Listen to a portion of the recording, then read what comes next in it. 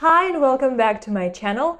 Today we'll tackle one of the most interesting, disputable, and therefore one of the most exciting topics in English, the subjunctive mood. You might have heard that the subjunctive mood is outdated, archaic, and is only used in formal contexts. Well, that's not true. The best evidence against the judgment that the subjunctive mood is almost dead are these sentences. God bless you, that's what we say every time somebody sneezes, and I wish you were here, something we do say when we miss somebody. Let's also consider this dialogue.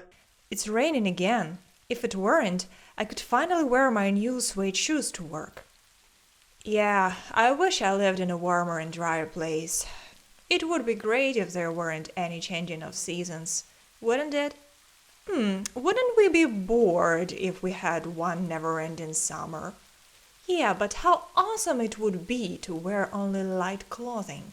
Where there are no winters, we wouldn't need to spend money on coats and boots. But God bless you. See, you wouldn't sneeze if it were summer now. I'd rather you stop dreaming and hurried up. If you don't, we'll be late again. All but the last and the first sentences in this dialogue are in the subjunctive mood. The last one is a conditional sentence that uses the indicative mood because it's a real condition. They may be late if she doesn't hurry up. As you see, the subjunctive mood is alive and kicking. I don't want to leave you perplexed here. I want to make things clear. I want you to leave all your fears connected with the subjunctive mood behind. So let me start. The subjunctive mood. The subjunctive mood expresses wishes, desires, suggestions, expectations, doubts, regrets, and other ideas contrary to reality, that is, hypothetical or desired things. The name of the mood comes from the Latin word subjunctivus, meaning connecting or subordinating. And by this name we can see that this mood depends on or is subordinated to something.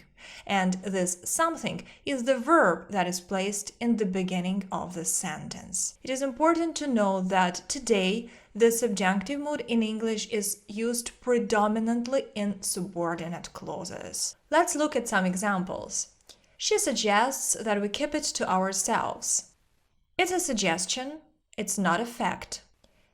I wish you were here.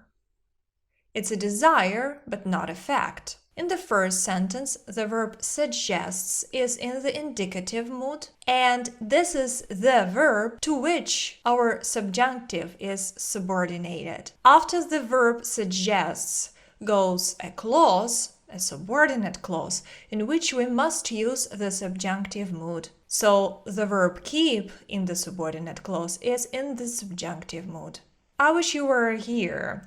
The verb wish expresses desire, and this is the verb to which the subjunctive mood in the next clause is subordinated. So were is the verb in the subjunctive mood. I'll repeat, that's important. Nowadays, we almost never use the subjunctive mood by itself, only in subordinate clauses of different types. We'll discuss all of them in detail today. There are different types or forms of the subjunctive mood in English. Let's first look at this classification. We will speak about two forms of the subjunctive mood, synthetic and analytical. Synthetic will be subdivided into two types, Subjunctive I and Subjunctive II, also called the present and the past subjunctives. The analytical subjunctive we can divide into conditional and suppositional. This classification is based on the forms that the subjunctive mood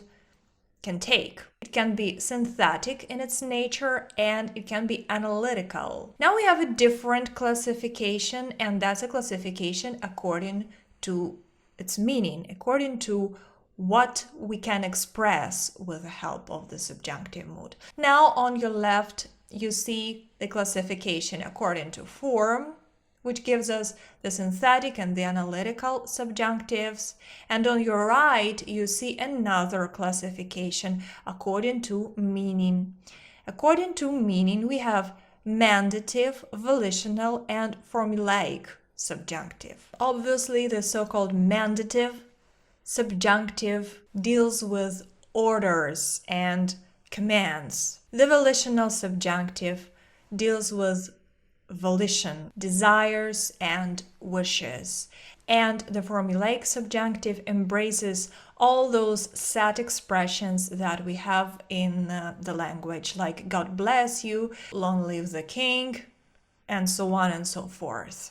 Now, to make things clear, what do the words synthetic and analytical mean? In linguistics, synthetic means characterized by the use of inflections rather than the word order to express grammatical relationships.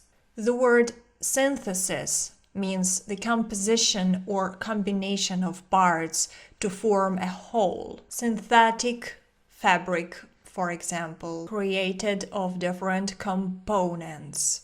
As far as languages go, we say that French, for example, and Latin, and many other languages are synthetic, while the English language is an analytical language.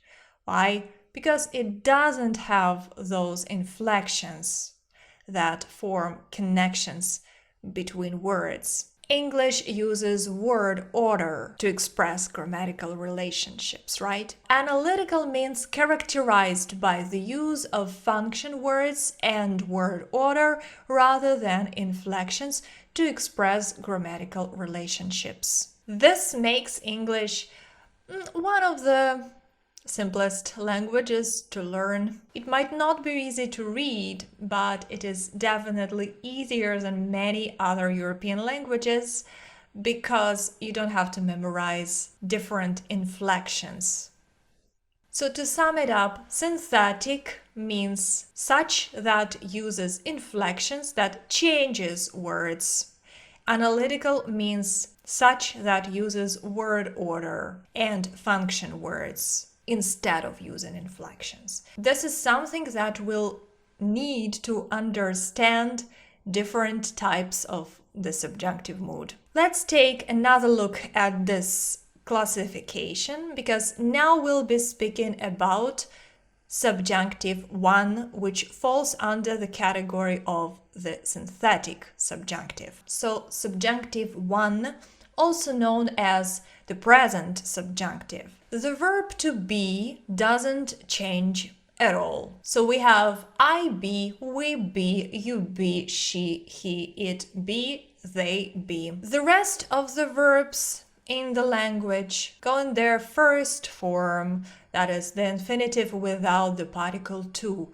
I have, I go, I stand. We have, we go, we stand. You have, you go, you stand. He have, she go, it stand. Pay attention. They have, they go, they stand. What's important here is this. The third person singular.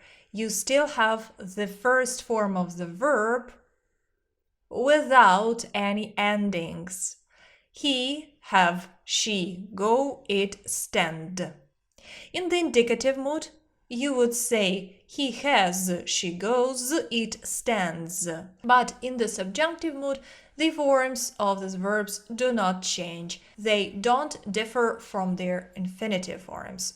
The bare infinitive, I mean. So, in all other verbs except the verb to be, the forms of subjunctive I differ from the corresponding forms of the indicative mood only in the third person singular, which in subjunctive I has no ending s. The other type of the subjunctive mood that falls under the category the synthetic subjunctive is the second subjunctive, Subjunctive II, also known as the past subjunctive. But please note, we're not dealing with the past here. We're still in the present. The second subjunctive has only one form of only one verb. That's were of the verb to be. You say I were, we were, you were, she, he, it were, they were. The rest of the verbs don't have special forms in subjunctive II. And that's why when our predicate is not the verb to be, but one of those are the verbs that don't have their forms in the subjunctive mood, we use the past simple tense of the indicative mood.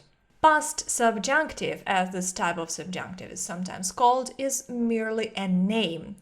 It doesn't necessarily express an action in the past, rather it is used in present to express unreality. So, though we use the past simple tense, we don't speak about the past, we speak about the present. Let's look at some examples. I wish we were friends. I wish I were taller. Not I wish I was taller. I wish I was is incorrect. Yes, you might hear that in everyday communication, but that's not the way you should speak. If only the weather were better. Not if only the weather was better. Was is the past simple, were is the subjunctive mood in these subordinate clauses. It's the subjunctive mood, not the past simple of the indicative mood. Please pay attention to that. Don't say I wish I was. It's bad English. In modern English, all verbs except the verb to be use the past simple of the indicative mood to express unreality in present. To express unreality in past, the past perfect of the indicative mood is used. The past progressive and the past perfect progressive may also be used to express unreality in conditional sentences, though progressive verb forms are less frequent than simple forms in such sentences. We'll speak about unreal conditions in the past a little bit later. That's where we use the past perfect of the indicative mood. For now, we'll speak more about the present, where we use the subjunctive I and subjunctive II. Now, before we continue, let's elucidate what unreal means. What do we understand by this word in grammar? Unreal means contrary to fact. An unreal condition is a condition that cannot take place in reality, is either impossible at all or not possible at the moment of speaking. If I had a lot of money, it's not possible at the moment of speaking, though may become possible one day. If I were a butterfly, it's impossible now and will never be possible. These two subordinate clauses express things which are unreal in present. One of them, the first one, may become real in the future, but now isn't real. The second one is now unreal and will never be real. Now, if I hadn't been late for the class yesterday, this subordinate clause speaks about something that was possible but didn't happen and is not possible anymore and will never be possible again. We cannot go back in time, so it's unreal in the past.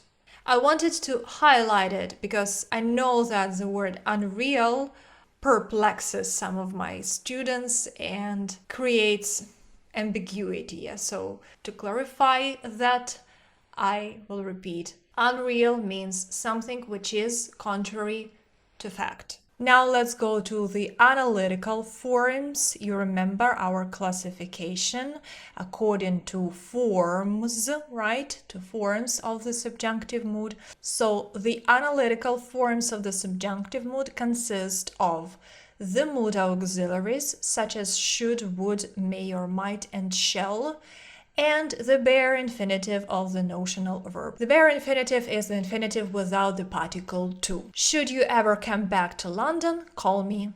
It is necessary that she should do this till the end of the day. It would be great to work 4 and not 5 days per week. You remember that here we have two subtypes of the analytical subjunctive, conditional and suppositional. You know that conditional sentences are those that have a conditional subordinate clause, like if it were raining, it would be great. The suppositional subjunctive and the suppositional sentences are those that express a supposition. So these sentences here express supposition. Should you ever come back to London, call me. It would be great, I suppose so, yeah? It would be great to work 4 and not 5 days per week. You see that we use the mood auxiliary should and the mood auxiliary would plus the first form of the verb, the bare infinitive, yeah? The verb without the particle to, come, do, be, etc. And together they form the analytical forms of the subjunctive mood. What do I mean by the mood auxiliaries? These are modal verbs that lost their modality and now are used as a part of the analytical subjunctive in order to convey the subjunctive meaning, not the modal meaning they have in other sentences, like you should go to the dentist. Should expresses a piece of advice here, yeah, a suggestion, a good idea. In this sentence, should can be replaced with if, yeah, so it's empty. It doesn't have its modal meaning anymore. Now let's take a closer look at the classification according to the meanings. You remember we have 3 types here: mandative, volitional, and formulaic. Let's talk about them in more detail. Mandative subjunctive describes something that must be done or is demanded by law, is compulsory, obligatory, or imperative. Volitional subjunctive expresses something that is desired, wished, or hoped for. And formulaic subjunctive consists of formulas, contains a fixed set of words. My example was, if you remember, God bless you. So let's look at some examples of mandative subjunctive. He insists that I give publicity to this matter. He insists that I do it. It is important that they be informed. It was necessary that she apologize. Volitional subjunctive. If only we had more time to finish the task. I wish I were in my 20s again. Her parents wish she weren't so irresponsible. And formulaic, long live our queen, may the force be with you, God bless you and your family, so be it. These are all those strange sentences that you can still find and you can still hear in the language. Here we predominantly have sentences that express wishes. The formulaic subjunctive is one example of the subjunctive mood used in simple sentences. If you remember, in the beginning of this lesson I said that nowadays we mostly use the subjunctive mood in subordinate clauses, and subordinate clauses can be found where? In complex sentences. But this formulaic subjunctive is found in such simple sentences as God bless you and long live the king. Some other examples. Success attend you is a simple sentence with the synthetic formulaic subjunctive. May good luck follow you. It's a simple sentence with the analytical formulaic subjunctive. Another example is the volitional subjunctive used in exclamations that express an unreal wish. If only learning a language were easier. This is not a complex sentence, it's a simple sentence that contains the subjunctive mood. A simple sentence with the synthetic volitional subjunctive. So once again, why do we say that here, success attend you, we're dealing with the synthetic subjunctive? Because it has its own form. Yeah, it's attend. Success attend, not success attends. That's what we have in the indicative mood. In the subjunctive mood, we say success attend. The third person singular is used with the first form of the verb without the ending s. Here, in the second sentence, why do we say that we have the analytical formulaic subjunctive here? Because we have may, a mood auxiliary, and then we have follow. So may follow, that's the analytical subjunctive.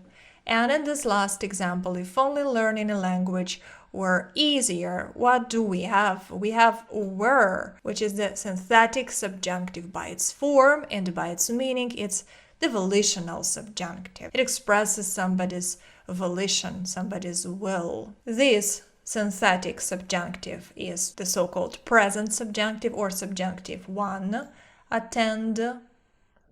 And this is subjunctive II, or the so-called past subjunctive. Mostly, though, the subjunctive mood is used in complex sentences. Simply put, a complex sentence is a sentence that consists of an independent or main clause and at least one dependent or subordinate clause. Let's consider this example. I don't know what you are talking about. I don't know what you are talking about. I don't know is the main clause. What you are talking about is the object subordinate clause. If I had a vacation, I would go to Spain. On what condition would I go to Spain? The main clause is I would go to Spain, and the subordinate clause is if I had a vacation. It's a conditional subordinate clause. Yeah, because on what condition? The first sentence, as you might have noticed, is in the indicative mood.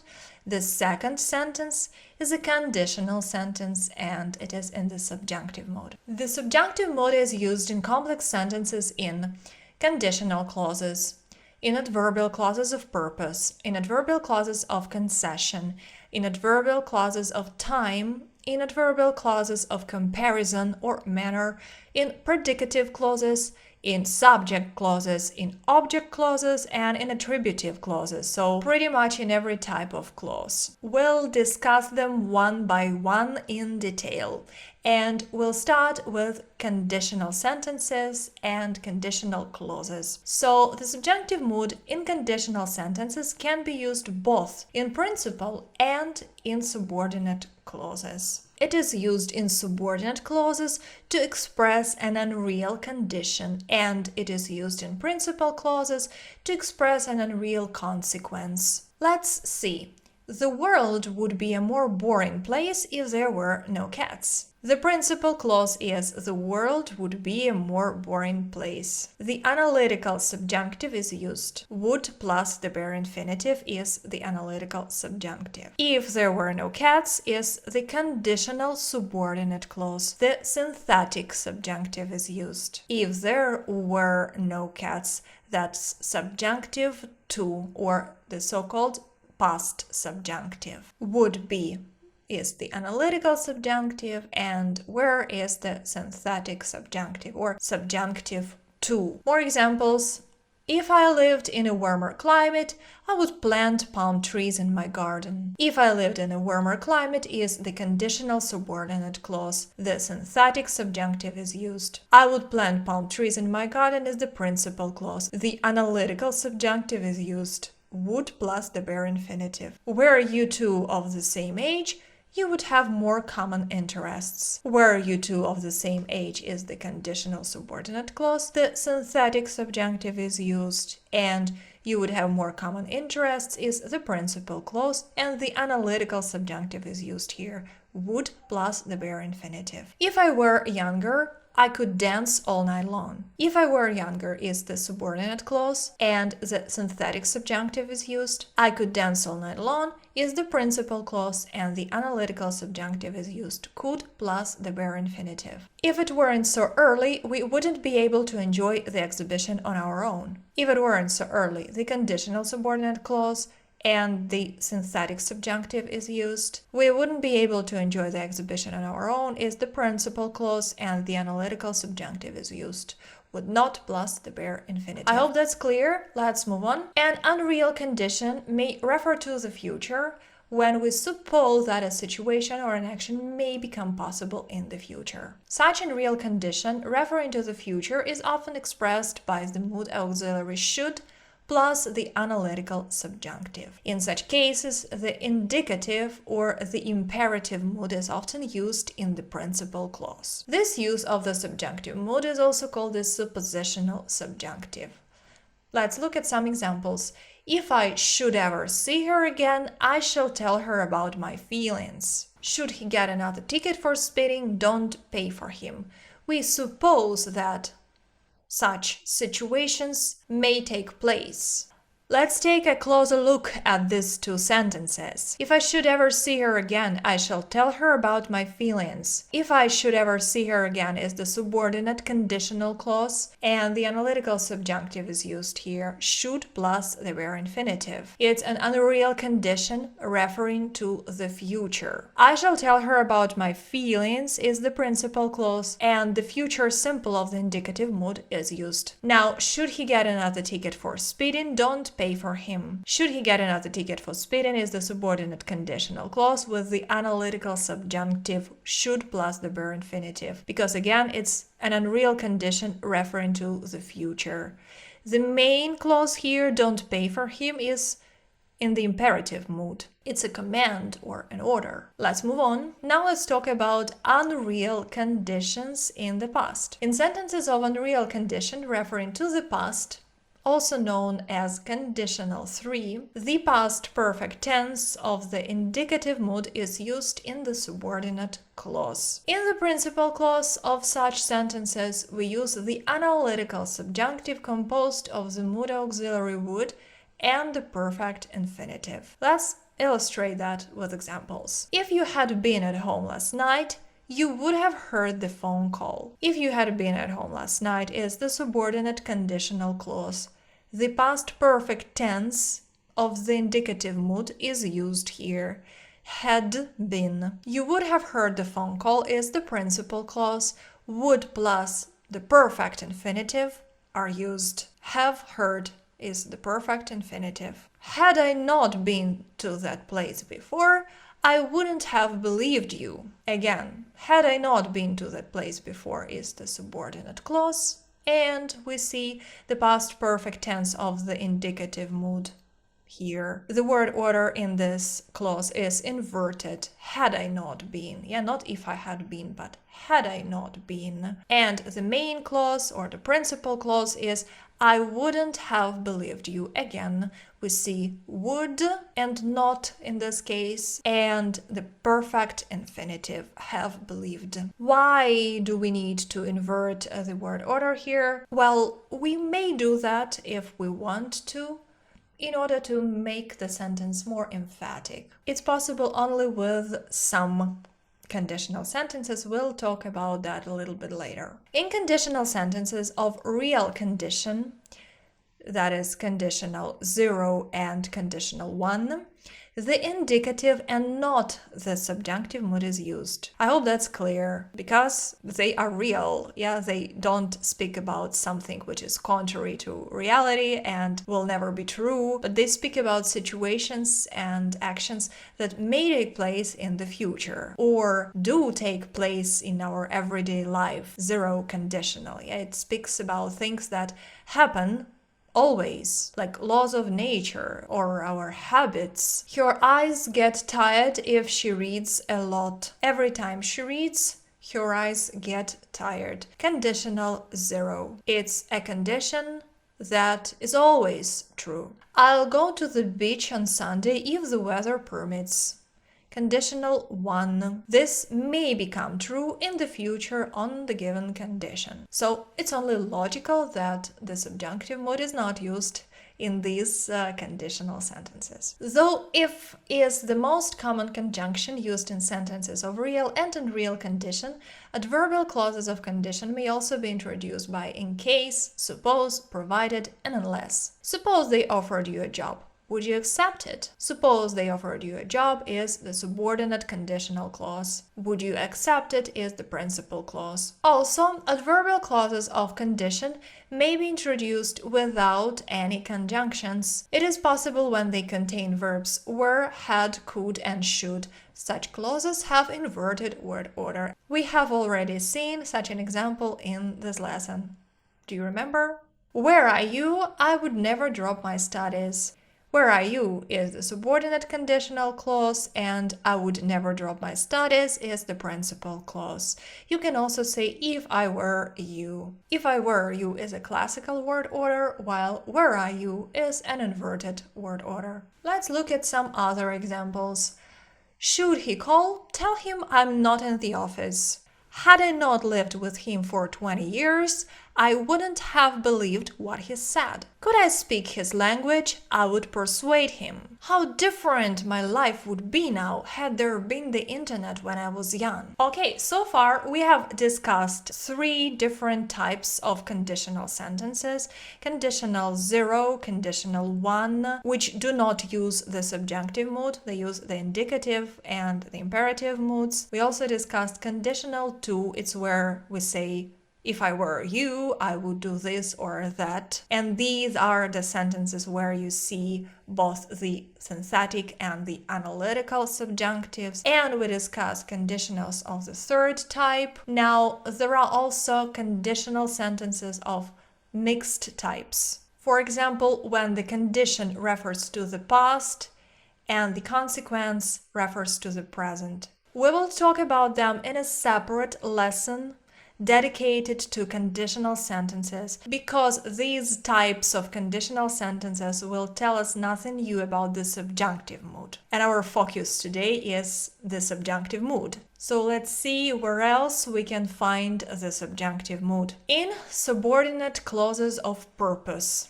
Adverbial clauses of purpose can be introduced by that, so that, in order that, and lest. The analytical subjunctive with the mood auxiliaries may and might is used in clauses introduced by that, so that, and in order that. She gives the children a little money so that they may buy some snacks. With what purpose does she do it? So that they may buy some snacks refers to the present. She gave the children a little money so that they might buy some snacks refers to the past. Both answer the question why, with what purpose does or did she give the children a little money, so that they may or so that they might buy something. The synthetic subjunctive is typically used in clauses introduced by lest, though should and the analytical subjunctive is also possible. He wants to write everything down lest he forget or lest he should forget. And here is a very important piece of information. Lest means in order not to, so as not to. So the verb used after lest should always be in a positive form. She stays silent lest they think she's not as intelligent as her fiancé. So lest they think is the verb in the positive form. He asked to kill his character in the TV series lest he be tempted to return again. The passive voice is used here, though be tempted is the synthetic subjunctive and the verb is in the positive form. We don't say lest he not be, we say lest he be tempted to return. Otherwise, if you put the negative particle not in there, your sentence will have no sense. So this is what we should not say. She stays silent lest they don't discover that her French is bad. It's an incorrect sentence. This she stays silent lest they not discover is also an incorrect sentence. And this one, she stays silent lest they discover, or she stays silent lest they should discover that her French is bad, is a correct sentence. This is the way we should use lest. Otherwise, if you don't want to use lest, if it sounds too pretentious and you're afraid to make mistakes, you can use another structure. You can paraphrase the sentence using in order not to. I wrote it down lest I forget, or I wrote it down in order not to forget. I wrote it down in order not to forget is more common in everyday communication and less formal. But using lest will show that you're an educated person. Okay, we use the subjunctive mood in subordinate clauses of concession. These are adverbial clauses that are introduced by though, although, no matter, however, whatever, whoever, etc. Typically, may and might and the analytical subjunctive are used in such clauses. Though he may be tired, he will help you with your home assignment. Though he may be tired, right? Angry though she may be, She is still your mother and she loves you, angry though she may be. Again, the word order here is inverted. However hard you might try, you will not master a foreign language in a month. However hard you might try is our subordinate clause. And no matter what people might tell you, always follow your heart. No matter what people might tell you is the subordinate clause of concession here. I promise I won't tell anybody, whoever may ask. Whoever may ask is the subordinate clause of concession. The indicative and not the subjunctive mood is used in such clauses if the action or state is considered as an actual fact and not as something imagined or supposed. Though it may be cold outside, he won't skip his evening promenade. Though it may be cold outside is the subjunctive mood, the analytical subjunctive. It's a supposition. Though it is cold outside today, the indicative mood is used here because it's a fact. These two sentences mean pretty much the same thing, but they are in different moods. You express different attitudes in these two cases to what you are saying. Though it may be cold outside, you suppose that something like that may be. Though it is cold outside today, you state a fact. The subjunctive mood can also be used in adverbial clauses of time and place, introduced by whenever and wherever, when they have additional concessive meaning. Let's see. Wherever you may go, you won't forget your homeland. The subjunctive mood is used in the subordinate clause, wherever you may go. And whenever she may ask him for help, he'll come. Again, the subjunctive mood is used in whenever she may ask him for help. We suppose, we believe that such situations happen. These are suppositions. This dog follows her wherever she goes. The indicative mood is used here. Why? Because this sentence expresses a fact. It's not a supposition, it's not our belief, it's a fact that we state. The subjunctive mood can also be used in adverbial clauses of comparison, introduced by as if and as though. Actions expressed in the principal and in the subordinate clause may be simultaneous or not. If they are, the synthetic subjunctive II or the past subjunctive of the verb to be and the past simple or the past continuous of the indicative mood of all other verbs are used. Once again, if the actions in both clauses are simultaneous, we use the second subjunctive of the verb to be, which is the verb were. And as other verbs in the language don't have special subjunctive forms, as we have learned from this lesson, we must use the past simple tense with other verbs. The verb to be is an exception. Let me show you what I mean. She greeted me as if we were best friends. As if we were best friends is the subordinate clause, and were is subjunctive II. I feel as though I were the only one to blame. As though I were the only one to blame is the subordinate clause, and were is subjunctive II. So the synthetic subjunctive of to be is used in these sentences, and the actions in both clauses happen at the same time. Now let's see what happens if the verb in the subordinate clause is not the verb to be. She looks as if she knew the truth. As if she knew the truth is our subordinate clause, and knew is the past simple tense. So the indicative mood is used here because there are no subjunctive forms of this verb. It looked as though it was going to rain. The past continuous or the past progressive is used here. The past continuous can be used in such clauses if we want to show a process. So the predicate in the subordinate clause is not to be, so the indicative mood is used, and the actions in both clauses still happen at the same time.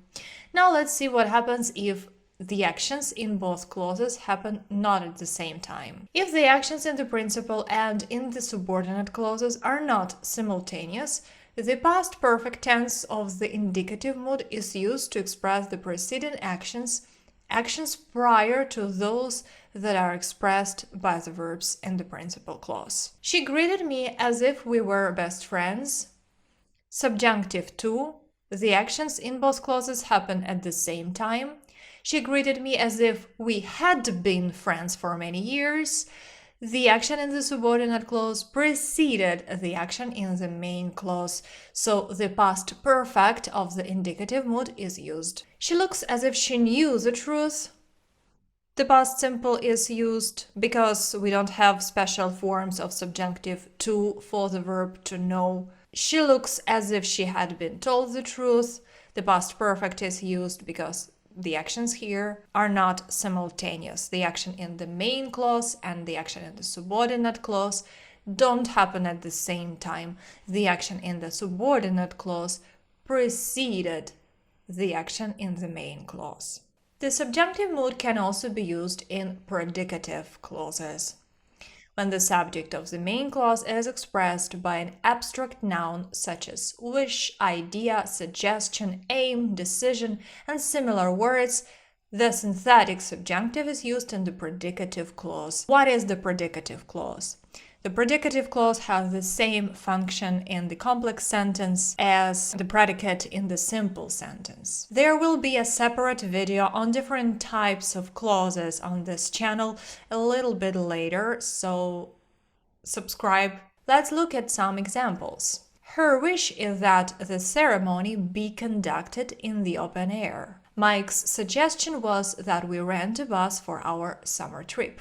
The analytical subjunctive with should is also possible in such clauses. My idea was that we should stay at a hotel close to the airport. The aim of this meeting is that our employees should get more informed about the situation. Now, the subject clauses.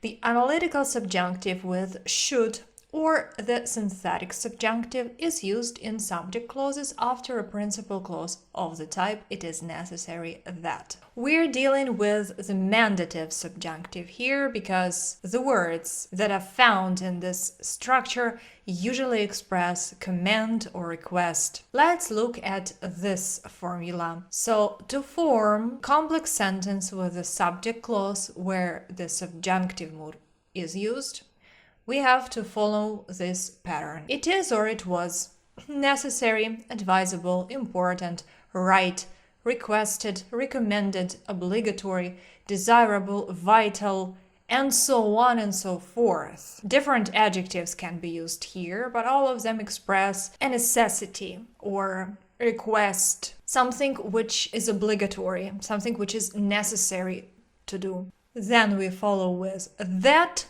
somebody do or should do something. Make a screenshot or write it down because this formula, this pattern is very important and very widespread in the language. It is necessary that either parents or guardians accompany children at all times. It is important that you read the manual before operating the machine. It was vital or it was of vital importance that every applicant complete this form. It is required that raw meat and fish be stored in sealed containers on the bottom shelf of the refrigerator. It was urgent that we leave at once. Each of these sentences contains the synthetic subjunctive. These are all examples of subjunctive I. It is advisable that we should avoid using and at the beginning of a sentence. It is recommended that you should book your seats in advance. Here we have the analytical subjunctive.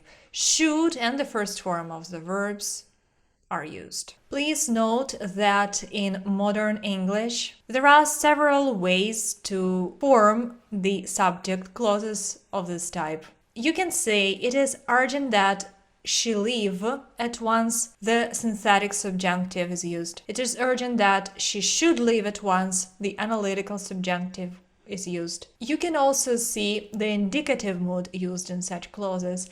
It is urgent that she leaves at once, the present simple tense of the indicative mood. And you can paraphrase this sentence, into this. It is urgent for her to leave at once. For plus subject plus the infinitive. Though this last sentence expresses a little bit different thing, it is urgent for her, yeah? It is less abstract than the previous three.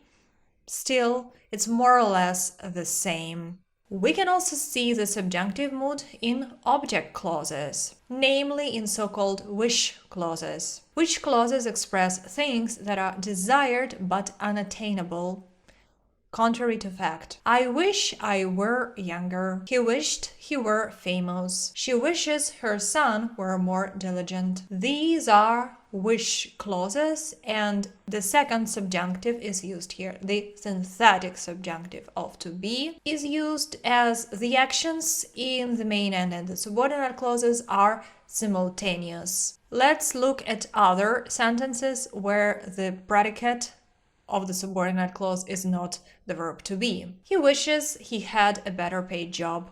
The children wished they didn't have to go to school. So here, the past simple tense of the indicative mood is used. The actions in the main and in the subordinate clauses are simultaneous. Now, what if these actions weren't simultaneous? You already know the answer.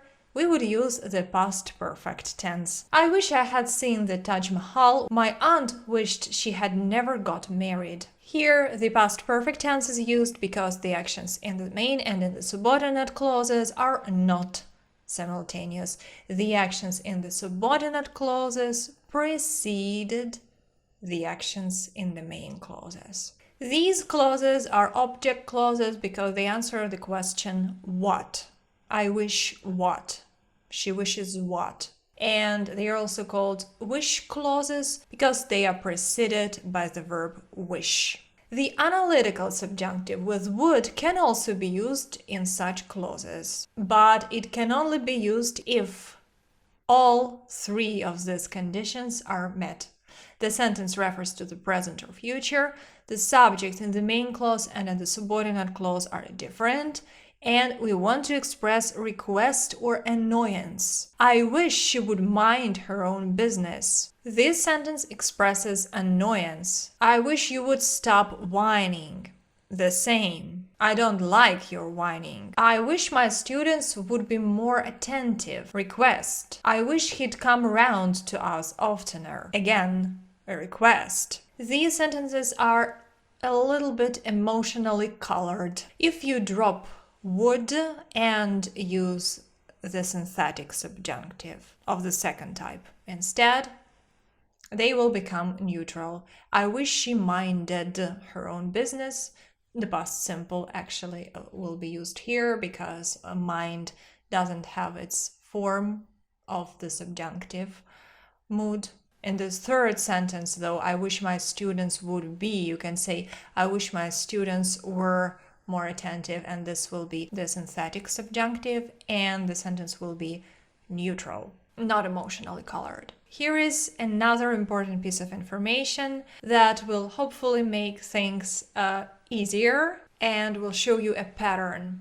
When we have a wish for something to be true, we conjugate the verb 1 degree back into the past. It is cold outside. It's a declarative sentence, it's a statement, and the indicative mood. I have to put on something warm. Another statement and the indicative mood with a periphrastic model to have to. Let's express our wishes about the situation. I wish it weren't cold. I wish I didn't have to wear warm clothes at all. In reality, in the indicative mood, we have the present simple tense. We are in the present. In the sentences with the subjunctive mood, we kind of go one step back into the past, though actually we still are talking about the present, but we take our verbs 1 degree back from the present to the past. This happens with all the tenses, actually. The present simple tense becomes the past simple tense. The present progressive tense becomes the past progressive tense. The Present perfect tense becomes the past perfect tense, and so on and so forth, except the past perfect and the past perfect progressive. These two tenses go nowhere because no further shift is possible. If you have the past perfect tense in the indicative mood, in reality, in your wish clause, you will also have the past perfect tense. Remember this, please. Let's look now at some examples. It is snowing outside. The present progressive tense is used. The sentence is in the indicative mood. I wish it weren't snowing. The past progressive tense is used. We have been living here for 2 years. The present perfect progressive is used. I wish we had been living somewhere warmer. The past perfect progressive is used.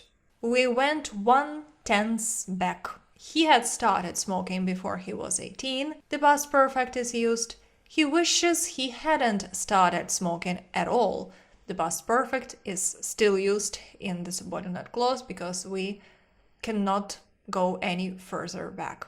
The subjunctive mood is used in the subordinate object clause when in the main clause there is a verb denoting order, suggestion, recommendation, advice, demand, etc. The analytical subjunctive with should or the synthetic subjunctive one may be used. Let's look at this pattern now. Somebody orders or ordered, suggests or suggested, demands or demanded, insists or insisted, requires or required, recommends or recommended, proposes or proposed, will see to it or saw to it that somebody do or that somebody should do something. This is very similar to the subject clause, right? This is what we had in the subject clauses.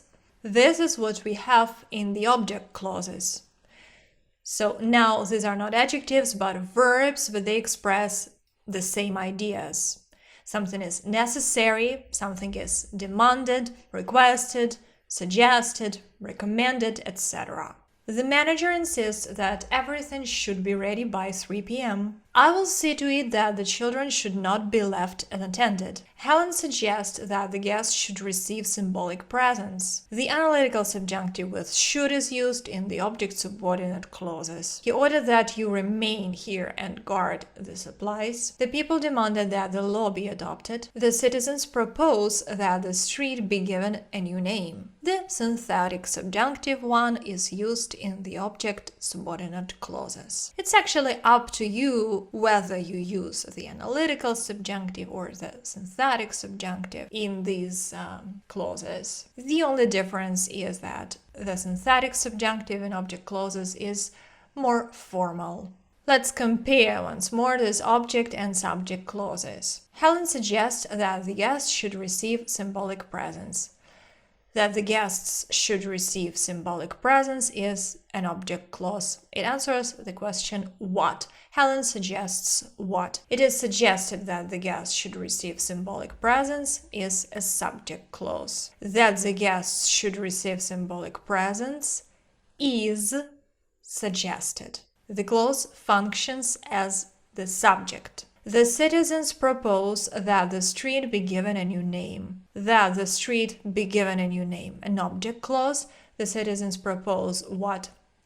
And it is proposed that the street be given a new name is a subject clause. That the street be given a new name is proposed. When we express actions that we demand, suggest, or request that someone else take, we use the base form of the verb, the bare infinitive. It est the infinitive without to. She demanded that they leave immediately. It is necessary that he study hard.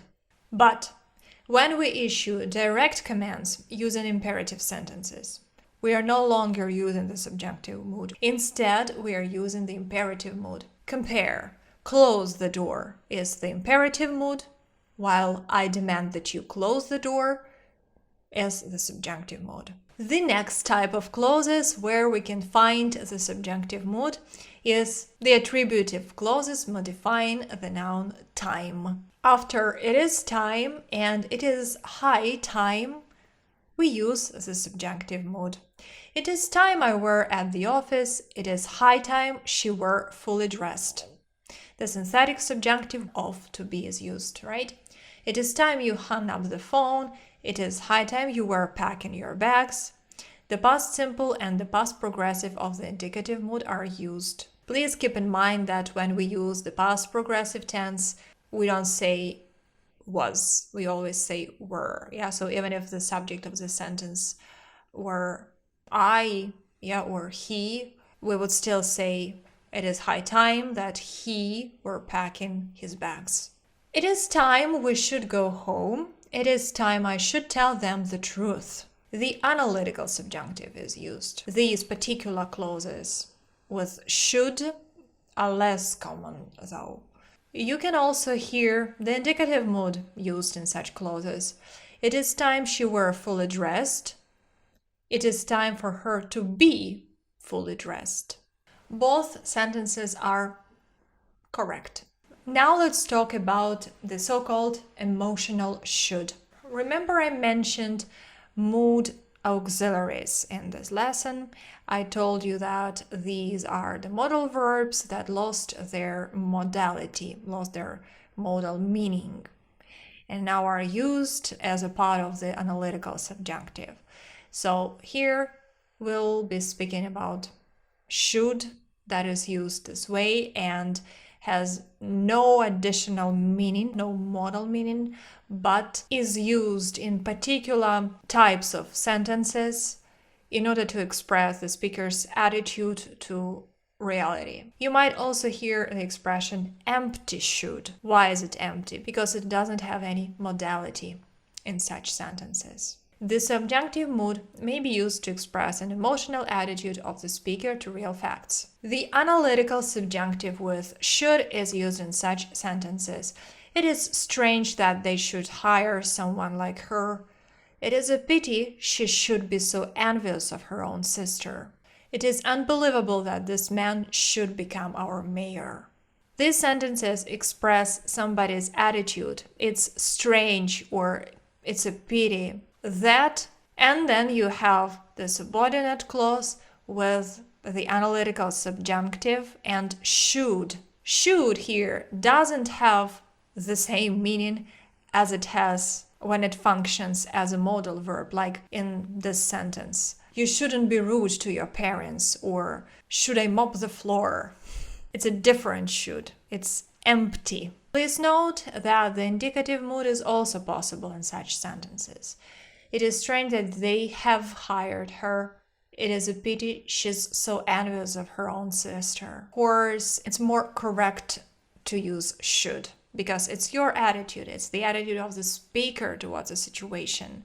You're not stating a fact, right? But still, the indicative mood is used and is pretty common in these sentences. We can see our emotional should in the sentences that follow this structure. It is strange, funny, weird, unbelievable, wonderful, a pity, a shame, a wonder, whatever else you can say about your attitude to something. You may use other adjectives, of course, that somebody should do something or that something should be done. Another pattern with the emotional should is somebody is sorry, pleased, glad, surprised, vexed, grieved, astonished, etc. that somebody should do something or that something should be done.